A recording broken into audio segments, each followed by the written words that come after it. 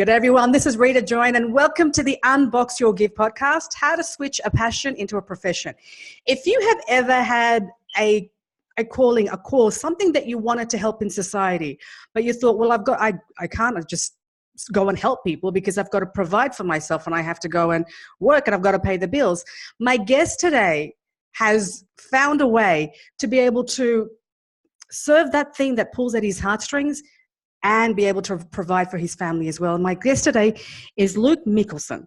He's the executive director and founder of Sleep in Heavenly Peace, a non-profit that builds and delivers beds to children in need. He went from making great money to making zero money and is today with us to tell us the tale of how that actually happens and provide for his family. So Luke, welcome to the podcast. Well, thank you. No, that's great. Thanks for having me. Thank you.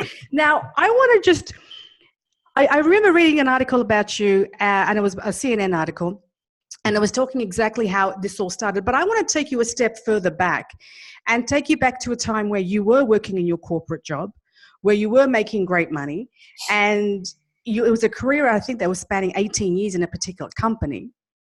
Can you take us back to that and say, so you're working there, you've got a family, things are going well, and then you see a situation where a kid is sleeping on the floor. What is going through your mind, and why did that situation really make you stop? You know, first of all, I was with my job for 18, 20 years. You know, it was going to be the job I was going to retire at as a family-owned company, and I enjoyed what I did. I enjoyed the people I worked with, and and starting out, 18, 20 years ago, as kind of a lowly salesman, it was fun to be able to rise to the top, if you will, of that organization, be involved with different companies and learning and refining, I guess, some of the skills I had when it comes to becoming a salesman. But I think the biggest thing I enjoyed about the work was just the different people I got to interact with. If there's one thing that I had trouble with when I moved into the office is I didn't get the chance to go out and work with people as much as I did before. And I kind of missed that. And I think that kind of played a little bit of a role in my desire to get back out and connect with people. And, as the story goes, when it was around Christmas time, and I was a member of a community church locally here, and I was a leader over their young men's program, kind of like a Boy Scouts program, and we did activities and things of that nature. Well, we found out, or it came up in one of our meetings, that there was a family that had kids sleeping on the floor, which just was kind of shocking to me. I didn't know that was a problem, and they fell on some bad times. So of course we wanted to help, so we kicked around a lot of ideas in our meetings, and, where can we get a bed donated? Let's just go down and buy one. How do you raise money for it? Yada, yada. And, the thought came to me, I said to myself, here I've got these kids. They were 12 to 16, 18-year-old boys that instead of putting an Xbox controller in their hand, how about we try to put a drill in their hand and we'll teach them how to do something with it, And I thought, we could do this by building a bed. And so that's kind of where it started. We didn't know what we were doing. I didn't know what I was doing. I liked playing with power tools like most guys do. And the funny story is I actually had to borrow my wife's tools because I didn't have as many as she did. So, Love it. But my daughter had a bunk bed, so I kind of fashioned it after that and drew it up and went and got the wood. And over the next couple of days, we built this bunk bed in my garage and just had a ball. I mean, it was just a fun time. I got to see these kids bond with each other. Some kids never even touched a drill. And so we sanded it. We put these pieces of wood together, and then we got to deliver it. And funny story is I didn't get to deliver. I kind of stayed in my garage cleaning up while the other boys and some of the other leaders delivered the bed.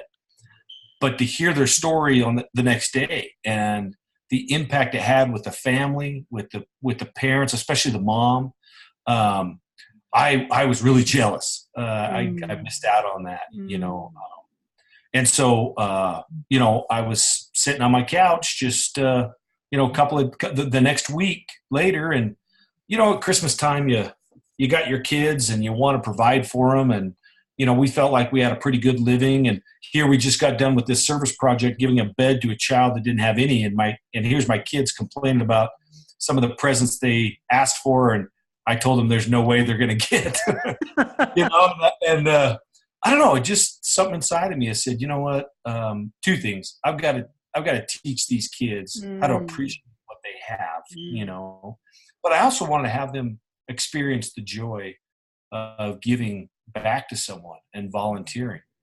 And so I remember I got up off the couch and my wife was cooking dinner in the kitchen, and I was walking out of the garage, and she stopped me and said, where are you going?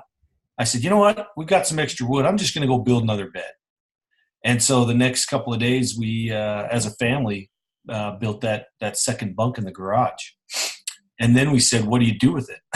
Because I didn't know anybody else that had, kids sleeping on the floor. We knew we wanted to give it. I wanted to give it to a kid, just because, these poor kids are in the situation they're in, not because of their choices. Mostly it's out of their control. And so I wanted to give them an opportunity to have that, at this point, a luxury item that you and I take for granted. So anyways, we threw it up on Facebook and thought, okay, well, let's just see if anybody knows of a family that could really use this, kind of as a Christmas present from my family to their family. Fully expecting that it was going to be everybody in the world's going to want this bed, and just looking for a handout. And I was actually reluctant to do it. My wife kind of talked me into it. And what happened was quite the opposite. I had more people interested in wanting to help, bringing by food and clothing and bedding and mattresses. It was amazing. It just blew my mind how many people wanted to help. And so, we obviously, I had a friend of mine knew of a family in a town about 30 miles away, and they had just come out of homelessness. And I call it my Haley story. And what had happened was, so we got the bunk bed, we scheduled a time, we came out, and we walked into this house, and there was nothing in the house. It was empty. The only thing they had was a little carton that they had a hot plate on. They were cooking that night's dinner, which was just a can of soup. It was a mom, and Haley was like 6 or 7 years old, and I was shocked. At least they had a house. They'd been living in their car for the last 7 years. And so, last 7 years. Yeah. Yeah. Poor little Haley. And she didn't have her sister there, but Haley had never slept in a bed. Can you imagine? Wow. And so we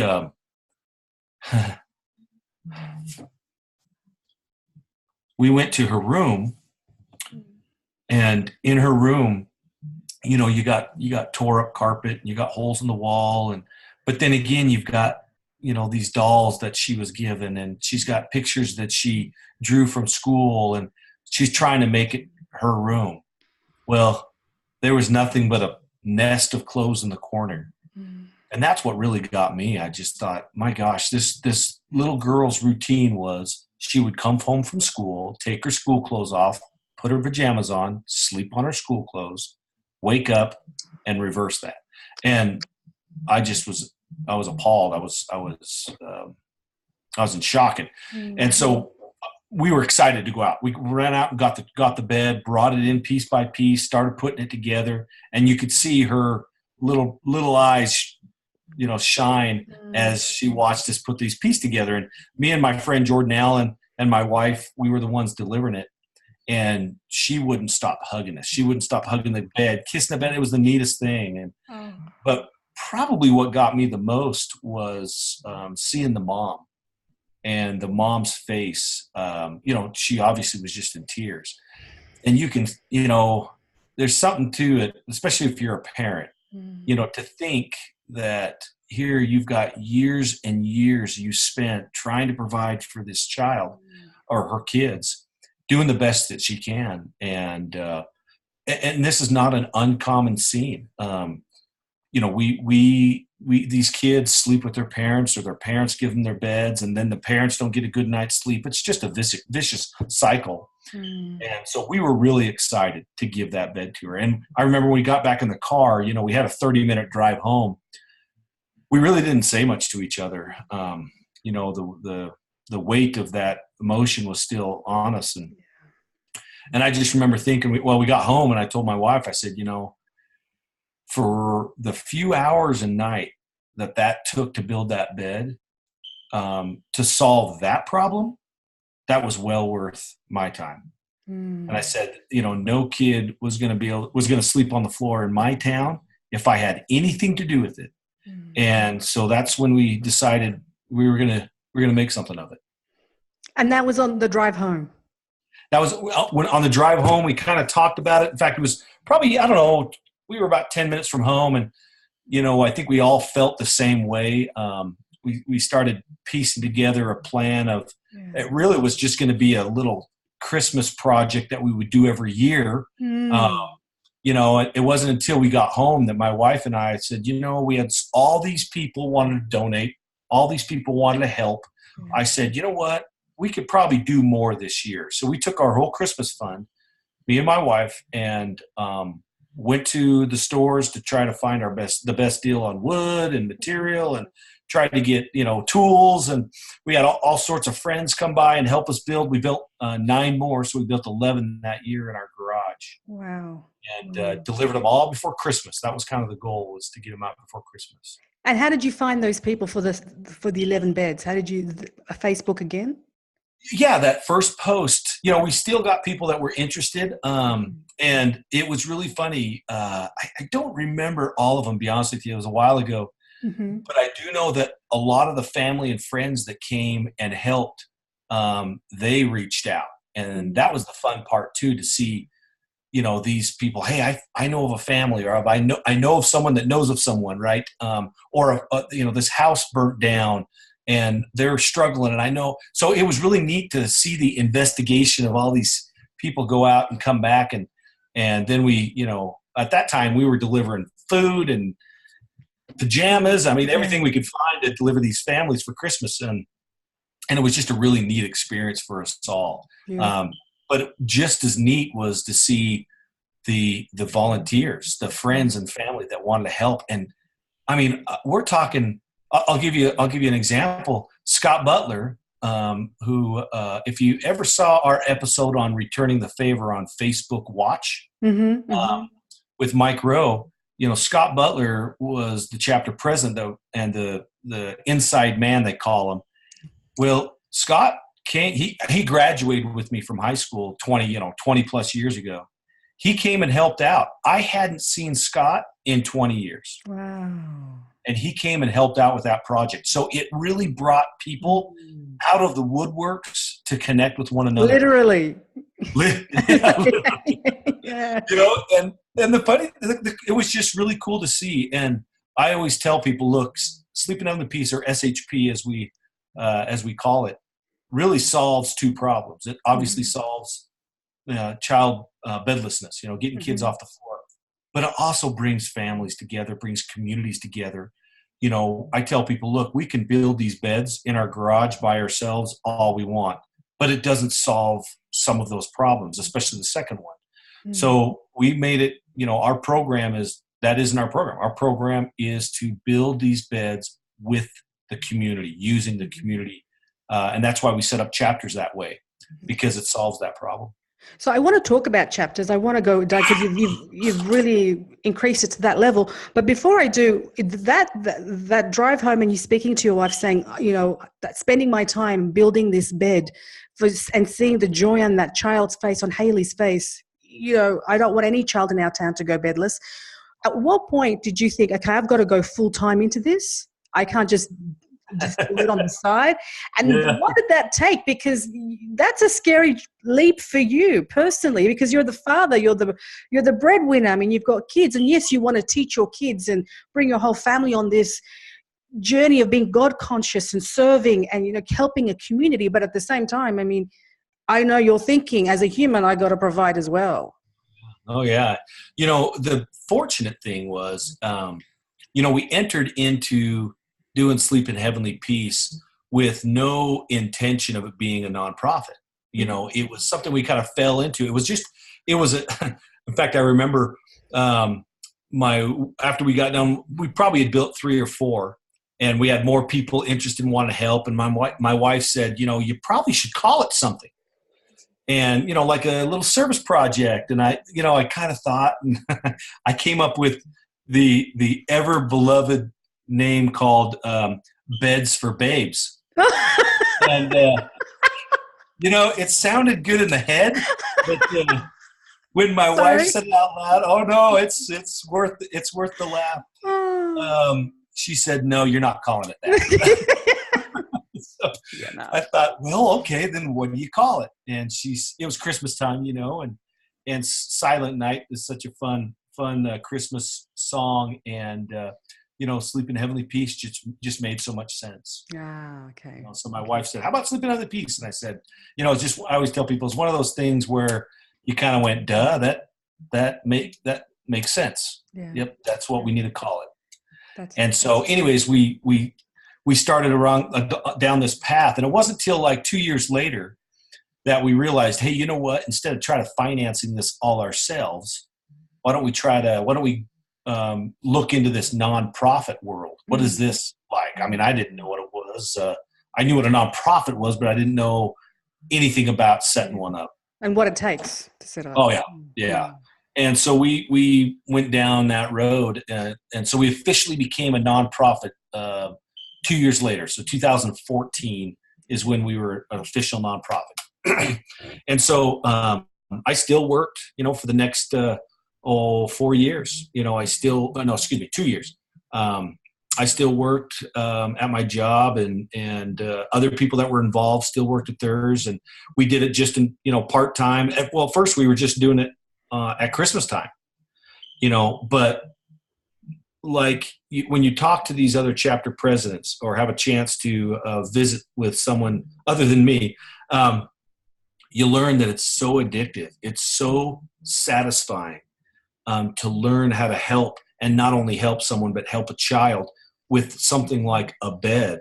And it's a need that is not being addressed, not by very many people. And I started searching around. Really, in the United States, I only found one other organization that was providing beds as kind of a part-time thing for them. It wasn't being addressed like how we could and wanted to address it. But so we started doing more builds through the year, which turned into about one a month, which was that's 1 weekend a month that we spent a lot of time. And I was spending all my vacation time doing that. It was just very clear that it not only was a passion of mine, that we could take this to a whole nother level if we wanted to. And my employer was pretty good about it. They let us, in fact, our first couple of years, we did the builds inside their warehouse. Oh, wow. They let us use it for a couple of years. In fact, they were one of the biggest donors for our first trailer, our enclosed trailer, so we could deliver during rainy or snowy days. Right. But, it just got it got so big so fast, and such a need arose that we uncovered. I remember coming home one day, and I said, Heidi, that's my wife. I said, we need to make a decision here. And I said, you're right. I'm the breadwinner. This decision, if it were up to me, it would be easy. This is what I want to do. I don't care if I live in a shack. We're going to do this, right? But it wasn't just me. It was my kids, and it was my family, and it was, their kids. Yeah. So it was a big decision. And I tell everybody I've got the best wife in the world, because, I came home, and without a doubt, without hesitation, my wife said, oh yeah, you have to quit your job. Wow. You married the right girl. Oh, it's a little scary how quick she said it. It's like, what? Yeah. No, but it was very scary. And so we weren't making a salary with SHP at all. And when I quit, SHP still was not big enough to even come close to paying a salary. So can I just stop you there for 1 second, Luke?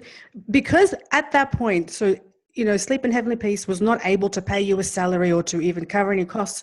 Did you ever at that point think, okay, so what if we turn this into a social enterprise? Or what if we just got more sponsorships on? But like, did you ever go into those thinkings, or were you just on the perspective of nonprofit? We were at that time looking for pretty much any opportunity we could to raise money. Okay. I'm trying to remember, because this has been a little over a year and a half ago now, but I think the statistics, we were only about 5% of the annual revenue that we received came from grants. So we knew that was a good option. Okay. At the time, I think Sleep in Heavenly Peace, we finally received about $60,000 worth of donations that year. But 50,000 of that's going to, making beds. So, well, at that time it was more than that, but, so there wasn't any room for salary in there. But I also knew that we weren't tapping everything that we could. And we were starting to get a lot of interest with people outside of our area, outside of Idaho, which is where I live and where we started it. And that was just, the way it came about was just so, I'll use the word divine, because, it showed us that not only were we crazy enough to do something like this and passionate enough, that there were other people that felt the same way and they wanted to start it. We were actually starting to put on chapters, one in San Diego and one in Maryland and one in Minnesota and Texas and Utah. We were starting to put these chapters on before I quit that helped me realize that, okay, this could be something bigger than what it is right now. And I just had to have faith that, we had to have faith that it was going to get there. Okay. So you're living off savings at this time, pretty Correct. much? Yep. Okay. So you're living off savings. You've got chapters. Now, how did the chapters come about? Because I know you've got over 65 chapters, and you provide the training courses, the construction manuals. It's a community movement at these different chapters. So how did that all come about? So it's a great question. At first we call them second generation chapters. And what that means is, if someone knows a chapter president, and at this time it was just me and one other friend, Jordan Allen, he started the Boise chapter, which is just about 2 hours away. It was friends and families that we knew. The San Diego was the third chapter we started. That was one of my best friends who lived in San Diego, and he had a friend in Texas, and we had friends in Utah, and they've been watching us for about 4 years, and they just decided, look, we want to be a part of this. And so Jordan and I and my wife and Jordan's wife, we were kind of made up the board of directors. We kind of threw this program of how we can get chapters running, and we implemented it, and these guys started coming online. And it wasn't until, and so at that time we put on about 9 chapters. But when returning the favor, this Facebook Watch episode with Mike Rowe, it aired February of last year. So February of 2018. Well, it had over almost 9.5 million views. Wow. And we had after that aired for the next couple of 3 months, we had over 3,000 new chapter requests globally. Wow. And so we really kind of went into scramble mode of how can we bring chapters on. So we, lack of education or lack of experience, we did our best to try to put together a really good program, which is now much more refined than it was a year ago. But we've been able to put train, I should say, over 166 chapters. Oh my goodness. 166 chapters? In 42 states. And now we're flying up to Canada to start Canada up here in a couple of months. So, well, huge, big, fat congratulations. That is mammoth amount of work. So can I ask, on the Facebook Watch, to get that many viewers, but forget the viewers, the fact that people were transformed from what they watched to now wanting to take action. Now that's where the impact is. What was being streamed on the Facebook watch? Like, was it you going in and explaining what was going, like what was happening? So for people to take active interest. Yeah. So the video is about 22 minutes long. Mm-hmm. And I think, well, everybody loves Mike Rowe. He's the dirty jobs guy. It's just a program here in the States. Okay. I don't know if it was aired everywhere, but he's a TV icon. Okay. And if you ever seen Deadliest Catch on Discovery Channel, it's probably a States thing. But anyway, he's a TV icon up here. Okay. And he put together this Returning the Favor, which is it's a Facebook watch series of him going around the country, and he finds what he calls bloody do-gooders. And these do-gooders, he highlights what they do, and then he gives them kind of a gift at the end of it.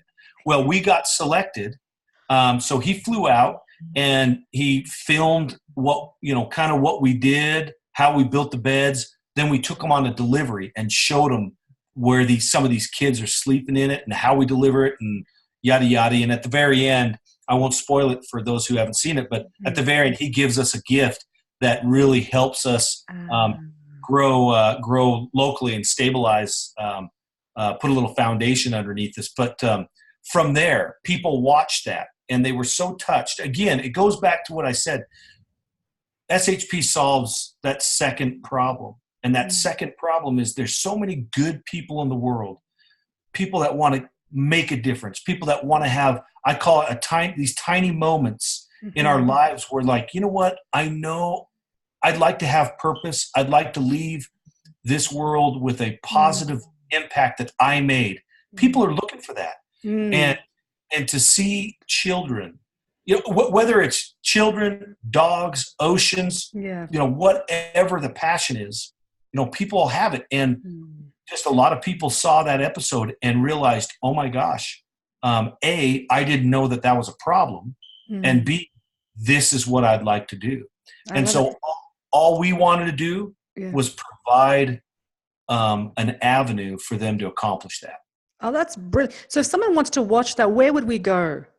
It's just on Facebook. So if you go to Facebook and type in Returning the Favor, it'll pop up as a page, and they'll have episodes. I think they have 4 episodes or 4 seasons, and we're season 2, episode 9. Excellent. So Returning the Favor on Facebook, so that we know exactly where to go. So now this is interesting. You've got chapters. So that happens. That blows it up. And what I'm hearing, Luke, is that the fact that the chapter started is that your friends who started up those chapters were actually watching you. So it was 3 years of you just doing it on your own before that movement was created and people started to understand your commitment, that you weren't just dabbling in this, that this was the real deal, something that was creating impact. And that's how, so the Facebook watch happens. It blows up. Are you still at this point living off your savings? Oh, no. I was actually very fortunate. Just a couple of months later, it was really funny. I had a vendor that I worked with in my previous job. As soon as they found out that, I was open, they offered me, they wanted me to come work for them. And it was actually an area of my work that I really enjoyed. I wasn't executive vice president like I was in my other job, so it wasn't near as demanding. But it was very enjoyable. But when I sat in the interview with them, I said, I hope you understand that my passion is my nonprofit, and that will always come first. You tell me how many jobs, how many bosses would hire you if you said something like that. And you know what? This company and this particularly the owner of this company are just incredible people. And very blessed. So, they hired me. I made half as much as I did before. It wasn't very much, but we were very grateful for it. And so we were able to, kind of slow the decline there a little bit. And but it's been great. It's been great. And so knowing that as SHP was going to grow, we could eventually make up the difference. And parts of me wants to do. I do SHP, essentially full time all the time. Mm-hmm. Parts of me liked that and parts of me didn't, because it was such a passion. I didn't want to make my passion my job. Yeah. You always worry about that. Mm. But I haven't got sick of it yet. I just love it. So how do you separate your time, Luke? How do you go to work? Do you go to work and then come on and spend all the time on SHP? And then where do you spend time with family? Like, how does that, how do you juggle it all? It's a struggle. It's a juggle. I'll tell you that. I go to work for my job and I get to do SHP kind of weaved in the middle there. And the beauty of it, I do some travel, so I travel to pretty much most of the Western states, California and Washington, Arizona. And the beauty of it, when I do travel, there's usually a chapter president or a chapter close by that I get to go and help with, so that the biggest help and the reason why we're able to do this isn't because of one guy. We have 40 different people just in SHP's, let's call, staff leadership, that have taken up, and sacrificed a lot to get SHP where we're at right now and keeps this ship running. I mean, there's people, there's meetings, there's committees going on all the time that I don't even know about, which just puts a smile on my face, because there's just that many people that are passionate about getting kids off the floor, and all volunteers. I mean, none of those guys get paid at all. Wow. And so when you've got these huge chapter representations all around the country, for someone who's doing that, and I know that you've got different chapter presidents, is it hard I think it's easy to recruit people for the work that's take place. From that perspective, is it hard to retain people? Like, do they come and they build some beds and then they kind of go off into their own world and then forget about it and they come back? Like, is that, what's the most difficult part? Because for people who are listening and who are thinking, or who have non-for-profits, or who are thinking of starting one, I'm just trying to really highlight what are the highs, what are the lows, what's to watch for as things really break out and grow big. You bet. No, I understand. Well, first of all, if you look at the fact that we had 3,000 chapter requests, but only 166 showed up, that tells you a little bit about how people get really excited very fast. Yeah. But it takes a level of commitment to keep that excitement up. And what we found was, when we put our onboarding process in place, we did it for a couple of reasons. But if there was one main reason, it was to make sure that the person applying to be a chapter president understood all that went into it. That's what we emphasized. So, if someone wants to be a chapter president, we give them a link. They go to the link. They watch an hour-long webinar that is nothing but, hey, this is what we do. This is what a chapter president does, so forth and so on. Then they have to fill out a 5-page application, which sounds like a lot. It's really not too complicated. But really, the application is, hey, rate yourself on how do you raise money? How will you handle big crowds? Can you lead? Can you put together a team? I mean, all these questions that would help them realize that, oh, I'm going to have to do that, And so we want them to think about it. And then after they get all of that done and they submit it, their name then goes to an area. We have the country split up in 9 different regions, and we have what we call a chapter support lead that is over that region.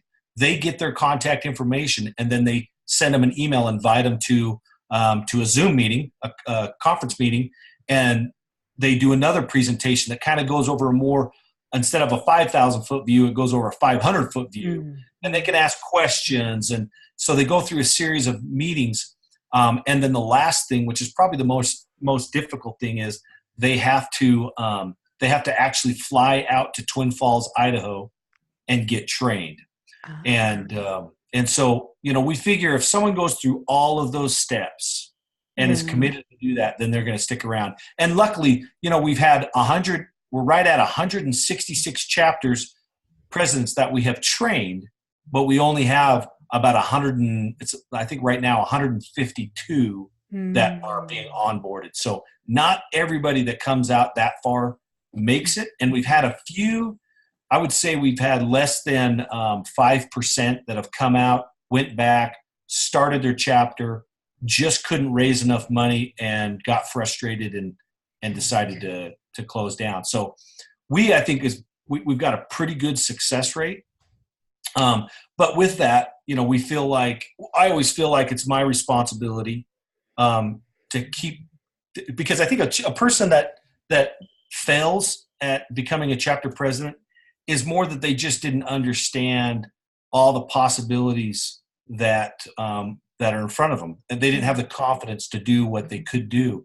And that confidence, I take that on me, as we probably could have either trained them better, provided better literature for them, and so forth and so on. And so, that first 3 or 4 months, because we were having chapter presidents fly out to Twin once a month. Each session we did had 20, 30 chapters coming into it. Wow. They were big classes. And now we shortened those to every other month. They're still 15 to 20. But we spend a lot more time with them before they come. We train them a lot more because we have more programs in place to help them. Okay. And so our retention's been a lot higher because we've been able to provide the training and the confidence they need.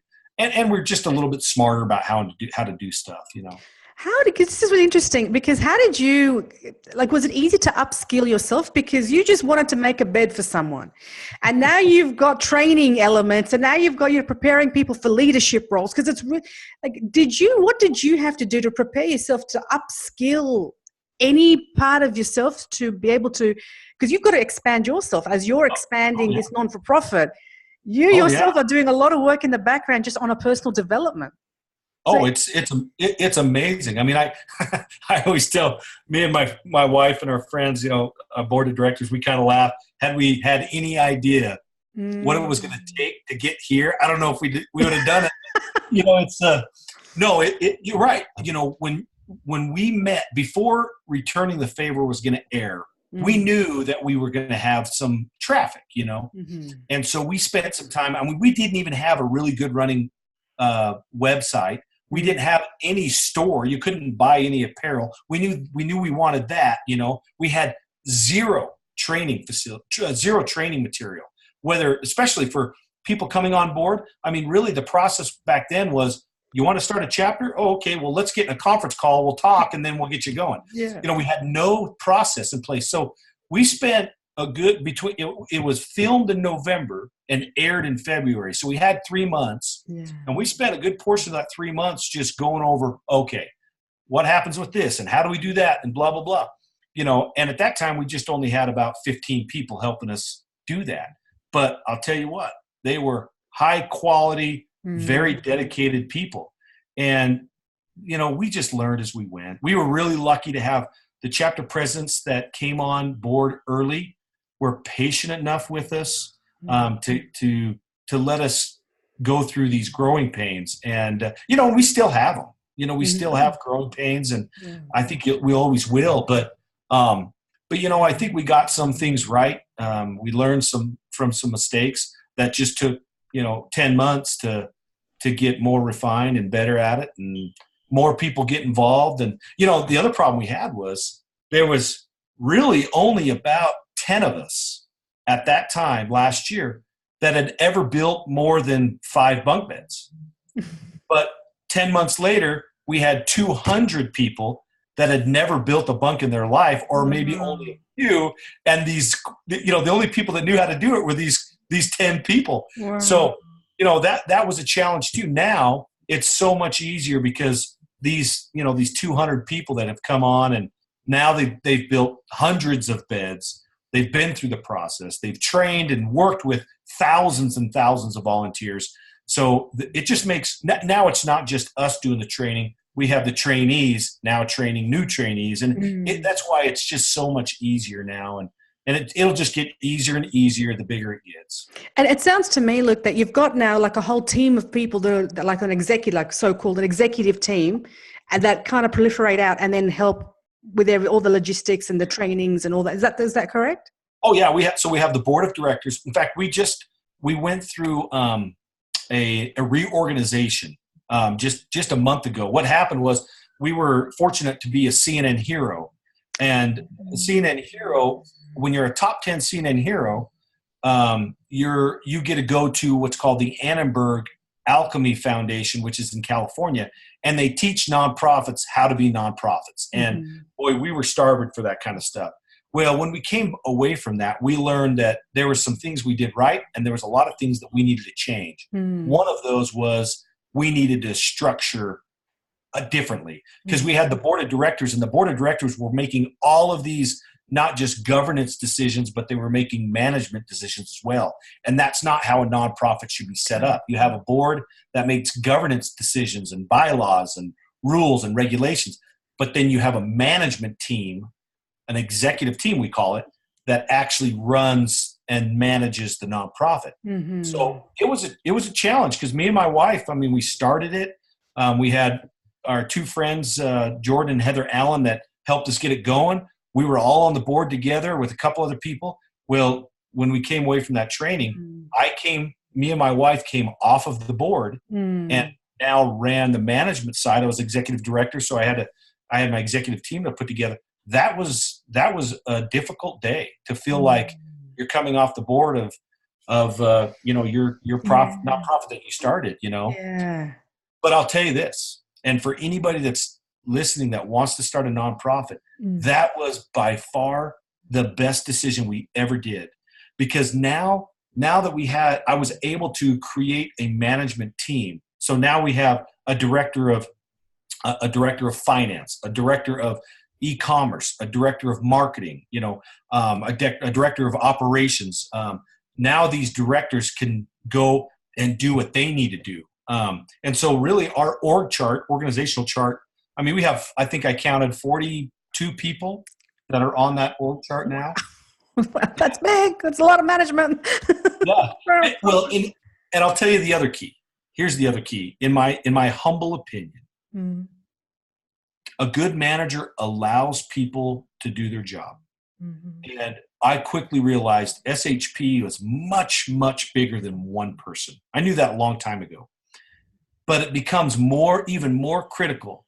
And I see this all the time. Even when I went back to Annenberg and sat around these awesome top 10 heroes and listened to how their boards and how their organizations structure. And I just sit there and I look, I don't want to be the bottleneck to my own organization. And I don't want a particular manager to be the bottleneck of his area. So when we train our upper management, I say, look, you're going to get better results out of a person if you give him or her the reins, and let him run with it. Let him go. And we've heard this before. I mean, how many times you say, hey, I hired you, I didn't hire someone else.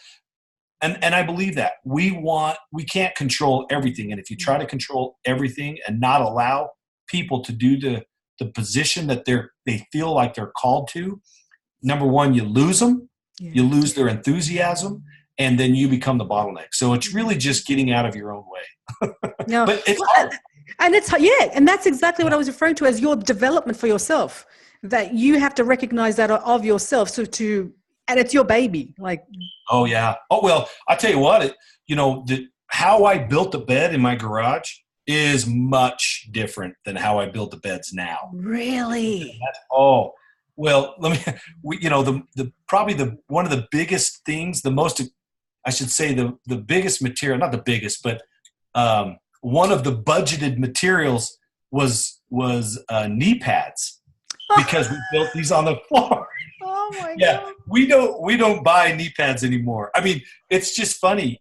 And if you look at that, it was very difficult for me when someone comes up and says, hey, you know what, Luke, if you didn't build it like this, but built it like this, you would do much better. And, your first instinct is like, hey, wait a minute, dude, this is my thing. What do you do? You really have to swallow your pride, and you really have to get out of your own way. Because I'll tell you right now, if we kept building beds like we did in my garage, I don't think I could handle that. It was terrible. It took me 3 days to build one bunk bed. Now we can build 15 bunks an hour. Wow. Oh my goodness. I know what I find is really amazing, Luke, is with anything that really takes us on a journey is the lessons that we're learning about our own self. I mean, how your evolve, the evolution of who you're being and who you are, and how you're learning about yourself and learning to swallow your pride. And you think, hey, this is my baby, don't mess with it. I'm the boss. Yeah. But just those little things that you might think, it actually is a big fat deal, because it's your identity, and your identity is being contested in that moment, and you just got to, it's for the cause, the common good, the greater vision is what you're working towards, and that's what you're constantly reminding yourself, which is hard at times in moments like that. Oh, well, SHP has done a lot for me. If there's one thing that I'm very grateful, selfishly, I should say grateful, that SHP's done for me. In my previous life, I measured success so differently than I do now. Success back then was how many zeros were behind my paycheck, or how big my house was, or, what I had.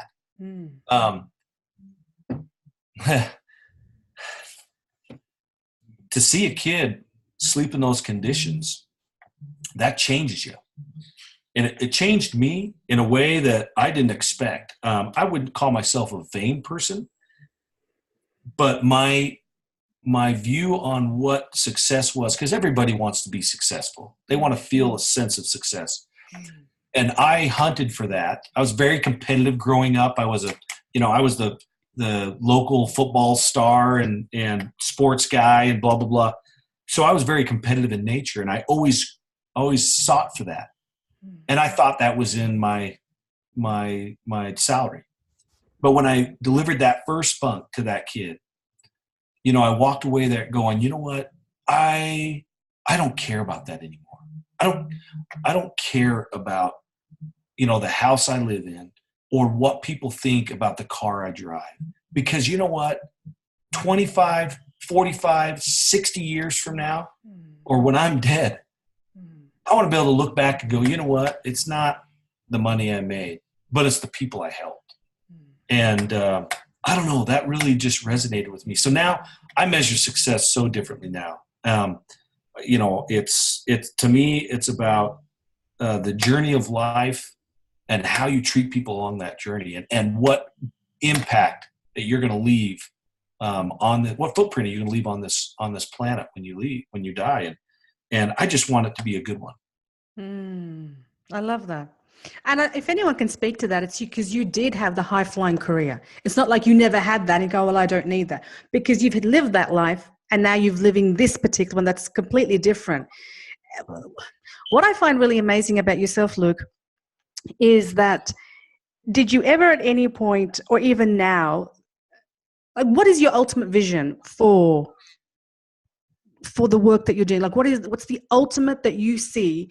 Like, if this is going to be your last day on earth, what is the ultimate that you want to leave behind with the work that you're doing, with the charity, with the nonprofit that you're working in right now? No problem. Yeah, absolutely. Our mission is no kid sleeps on the floor in our town.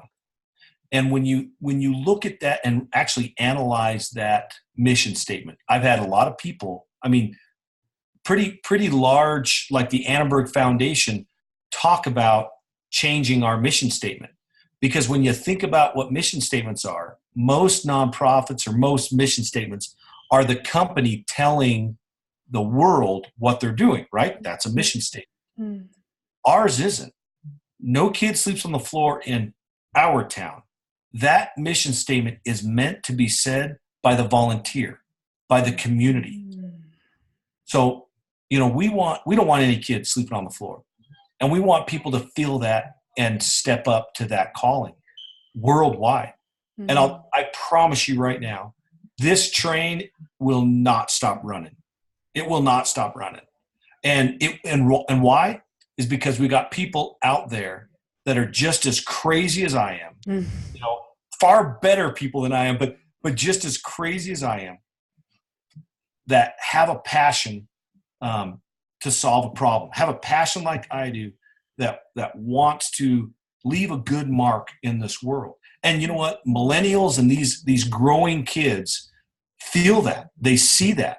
And it's actually a problem growing up. These companies train these kids, and you know what? They actually care about the community, or they care about the environment, or they care about good causes. And if that company doesn't back or have some sort of good cause connection, they lose these kids. And I'm just proud of them. I'm proud of them. I'm proud of those people that take the step, take the challenge, take the leap of faith, if you will, to want to do good in this world, you know.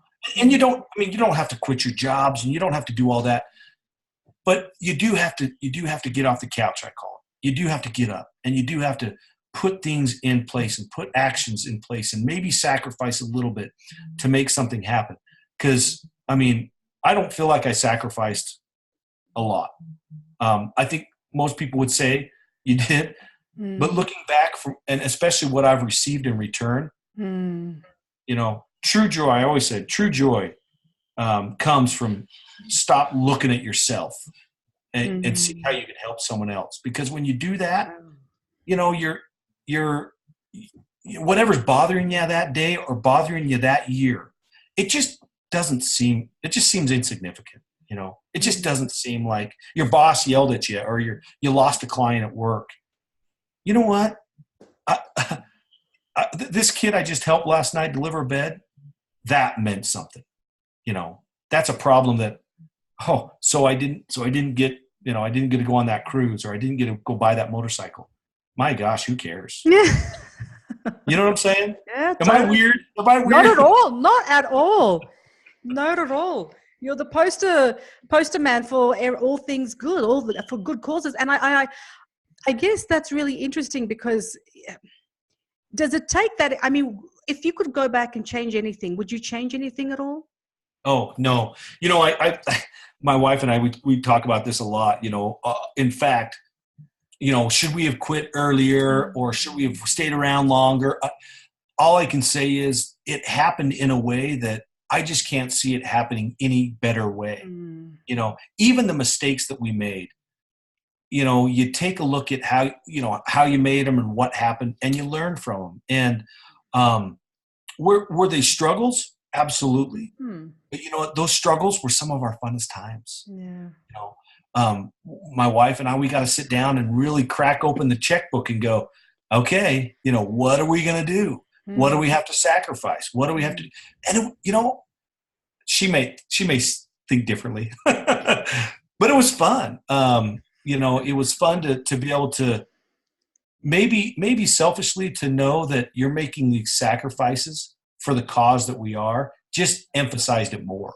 You know, just made it feel more. Maybe that's a bad point of view, but I just it just made me feel like, you know, the more I sacrificed this, the more I got out of it, and hasn't changed. I've got to say, one thing that's coming across quite evidently is that, and you haven't said the word yet, but I think just that your belief in God and your God consciousness throughout all of this, because as I've interviewed people over time on this podcast, those who do work like yourself and see beyond the sacrifice of what others would consider sacrifice, really see there is a calling that's greater than them. There is a cause that goes beyond them, and that really stems from a huge belief in a power, in a hand greater than theirs, and it's God. Is that where yours comes from as well? Oh, that's a great question. You know, sleep in heavenly peace was an answer to a prayer that I was having. You know, I think everybody goes through life and struggles with belief. I don't care what religion you are. I think you go through life and you question, which I think is a good thing. I think we, you know, if you believe in God or don't, I think it's always good. That's how we grow as a society. That's how we grow as humanity, is thinking about problems and coming up with solutions. For me, I struggled with faith. I served a mission for my church for 2 years. I was very, very active up until about 35, when I was 35, and just started asking a lot of questions and thinking about what is it that I really believe? And it's probably a common age to have that happen.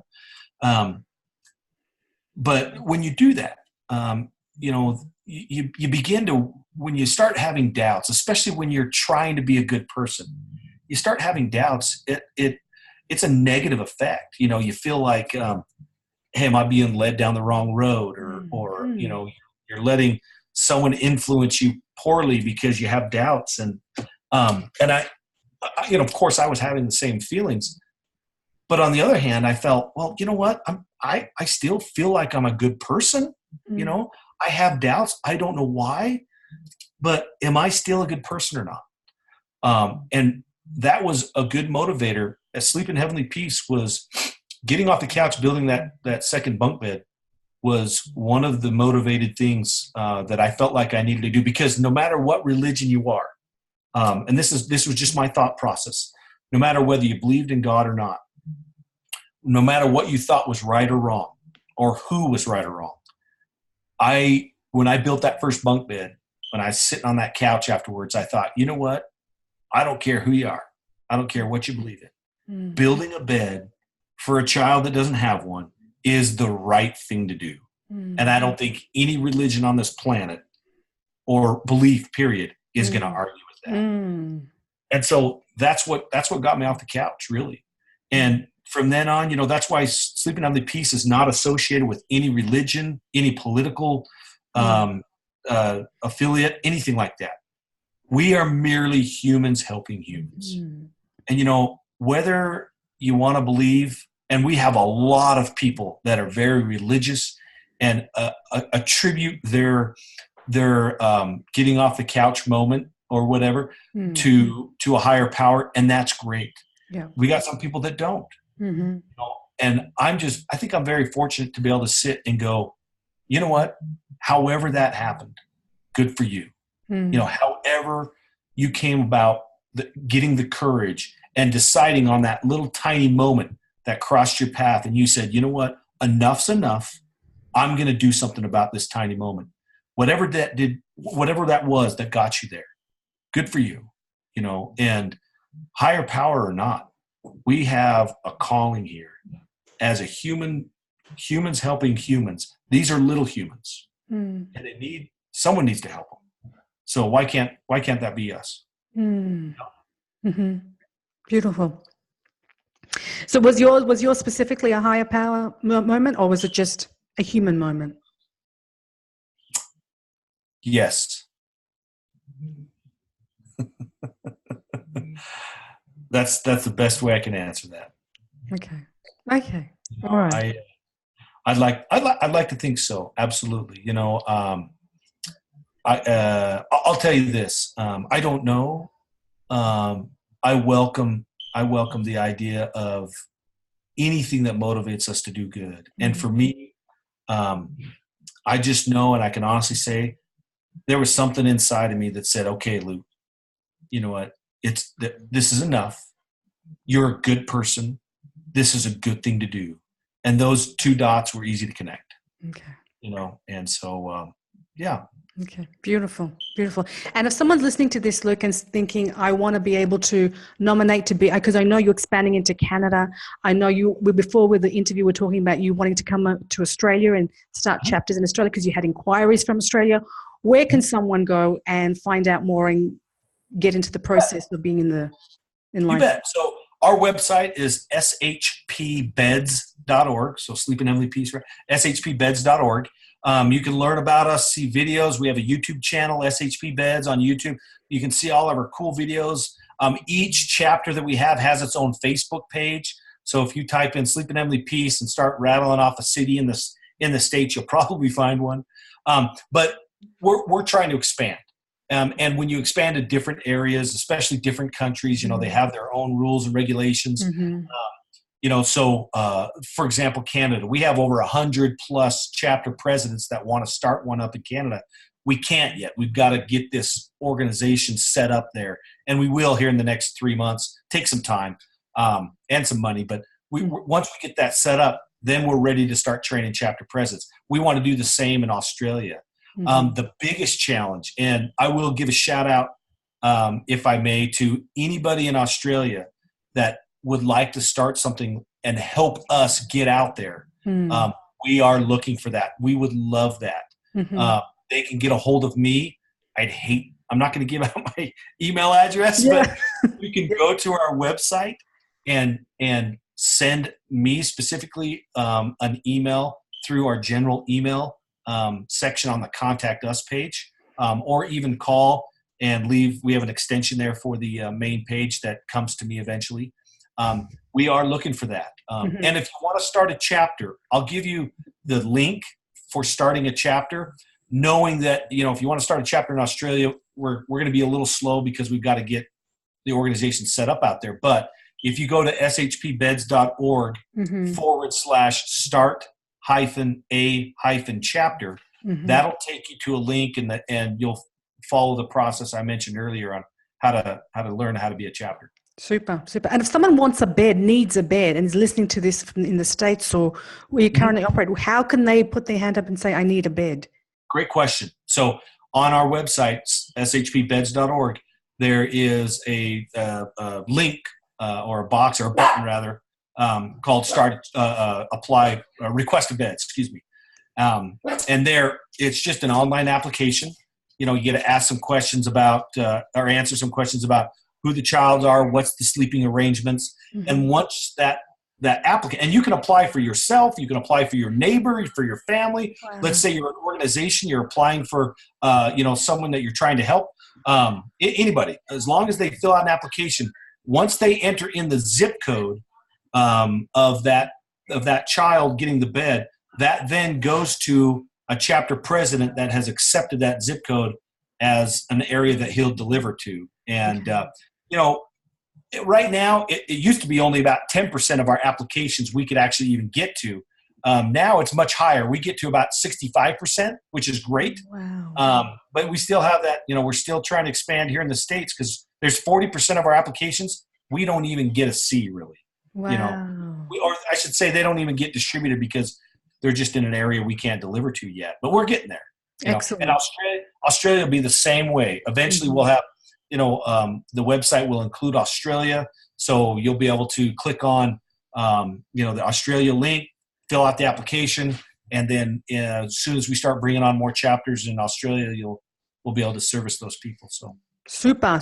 And if anyone is out there who can help get Sleep in Heavenly Peace out to Australia and who has the resources, and please do contact Luke, because this is the best way to really add to the movement that is helping children who don't have to sleep on the floor anymore. And I think it's just phenomenal what you've done and the way it started. And so to your motto, that is, no kid sleeps on the floor in our town, may you excel and prosper beyond your own imaginations and go to places and help people with an impact that you could have only imagined in your mind. So I wish you all the very best, and thank you so much for joining us on the podcast today, Luke.